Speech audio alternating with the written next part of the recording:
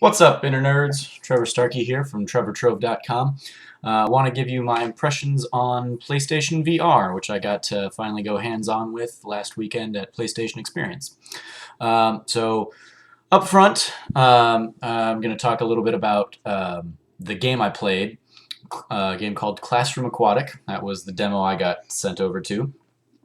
In Classroom Aquatic, you play as a dolphin who is taking a pop quiz that you don't know any of the answers to. And the questions on the quiz, at least the quiz I took, were very obscure history that nobody's going to know. It was 10 questions. One of the questions was who was the president of Germany in 1922 or something like that. So the idea is all of your dolphin classmates do know all the answers to this test because they're all super smart. Now, and so you're basically supposed to cheat off them. That's the whole premise of the game, is cheat off the other dolphins without getting caught by the teacher.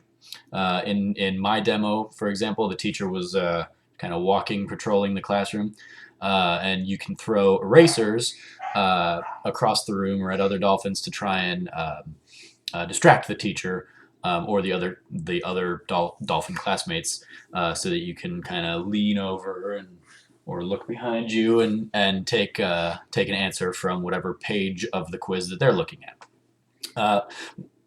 Up front, my demo had a little bit of a glitch issue thing in that I threw my first eraser at a dolphin over that away, and he went, and then the teacher just kind of stopped there and didn't really move for the rest of the demo. And I also couldn't throw any other erasers. I could see the other two erasers still on my desk, but I couldn't throw them. I just get like bubbles floating up in the air. And I found out after the fact, talking to the guy who was moderating the demo, that this was probably a bug.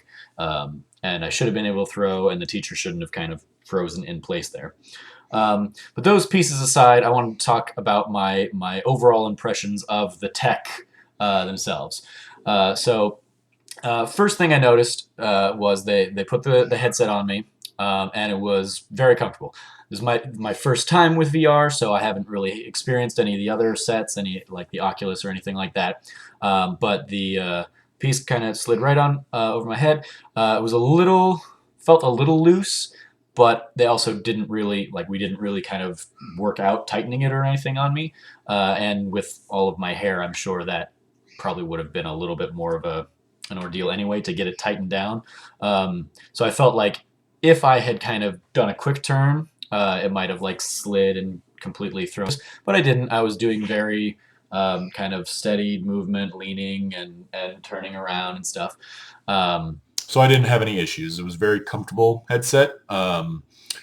The display, a lot of other games media personalities I've heard use the term screen door. It's like looking through a screen door, and I immediately saw that when they put it on.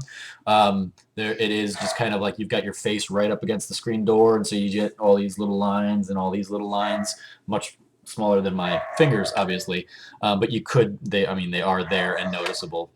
It did kind of my eyes blended it together as the demo went on, so it became less of an issue, but it was a little bit jarring. And I imagine it's because you've got the thing 3 inches from your face. So if you look at any TV 3 inches from your face, I'm sure you're going to see kind of the little pixels there.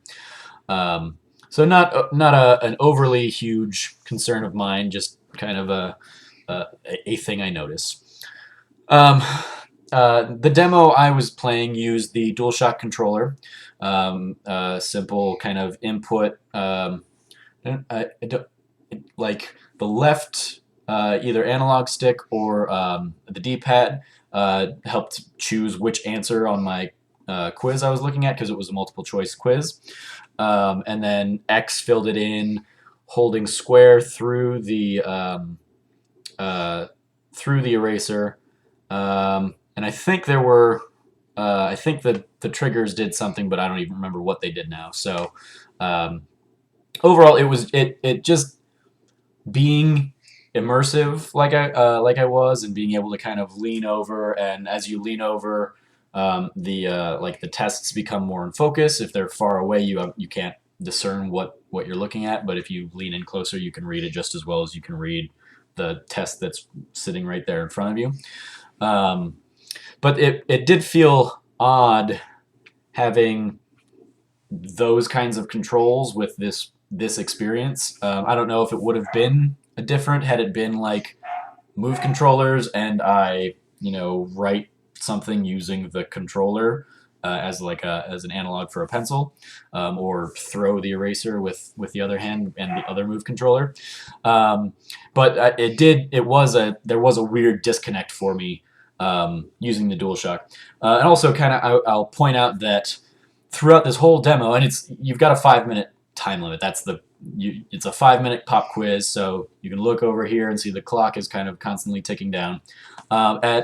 At various points in this demo, when I'm doing this or looking around, I'm also acutely aware that I, to an outsider, look like an idiot with this thing on my head and just leaning and holding a controller. And that's one of the things that, as a even as a single player gamer like myself who is often playing by myself and nobody else in the room, that's gonna be a weird thing to get over in the world of VR. So yeah, I wanted to highlight that as well. Overall, the thing felt much more like a tech demo than a game, or if it is a game, and this is kind of being billed as a game because you take courses or you take tests in different classes. So I had like history and geography, I think, and you'll also have like mathematics and science and various other topics that you're kind of working your way through with different types of teachers. It's not the kind of game I'm looking for. It definitely felt like VR might at least this type of VR experience is very much geared towards casual gamers.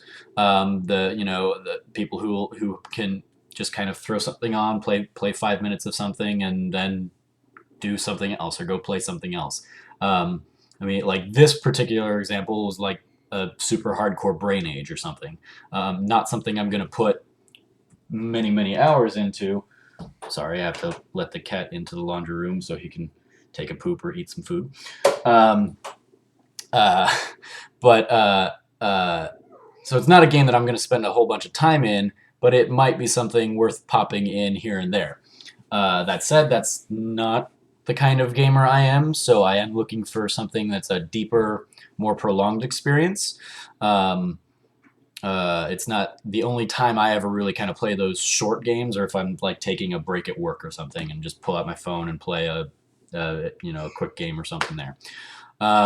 Overall, I'm really just not sold yet on the tech. It was definitely, and it has grown since, in the days since the panel, it has grown on me thinking, oh yeah, there was a lot of that stuff that I couldn't have just kind of done with an analog stick, kind of moving the camera. I could certainly move around on this plane, but the fact that I could kind of get out of my chair and lean over and look at other, it's certainly feasible, I guess, but it's a lot easier to do when you are the controller. But the game piece of it, as far as PlayStation VR as a gaming system, isn't. I haven't played the game that has won me over yet. That said, I definitely see this as a huge business opportunity where I might try and invest in opening up a storefront or something and buying 8 PlayStation VR sets and PS4s and just kind of having a few different stations set up that people can come and rent VR for an hour or something.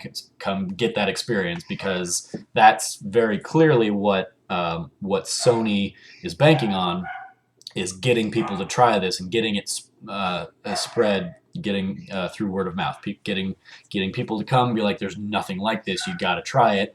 And so if I can, I'd be a fool to not try and make money off of that.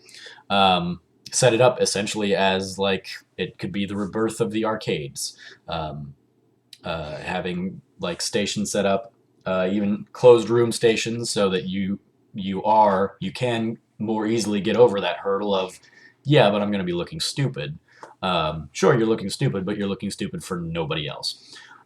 So that's definitely one of the biggest things I walked away from PlayStation experience thinking regarding VR is that that's certainly that would be a great way to kind of help spread the VR gospel as I'm sure PlayStation is thinking about it to the masses by giving them the experience to do it in small concentrated doses.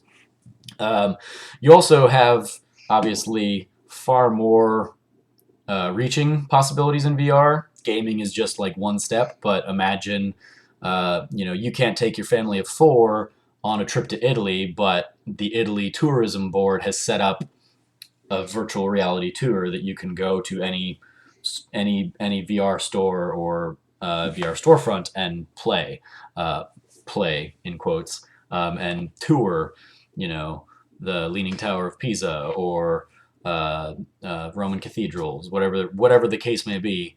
Um, that experience is certainly one of the I think the brightest aspects of the future of VR.